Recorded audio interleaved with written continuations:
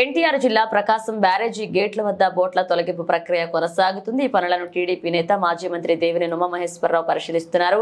కట్టైన బోట్ను 20 మీటర్ల ముందుకు దాగారు సిబ్బందిని. మరొక 20 మీటర్ల ముందుకు లాగిన తర్వాత కొత్త విధానం బృందం అమలు చేయనున్నట్లుగా తెలుస్తుందన్నారు.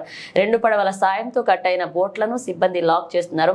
ఈ రోజు కట్టైన బోట్ను బయటకు తీస్తామని అబ్బులు టీం తెలుపుతున్నారు. ఇక అన్ని బోట్లు తీయడానికి 4 రోజులకు పైగా టైం పడుతుందన్నారు అబ్బులు టీం సభ్యులు.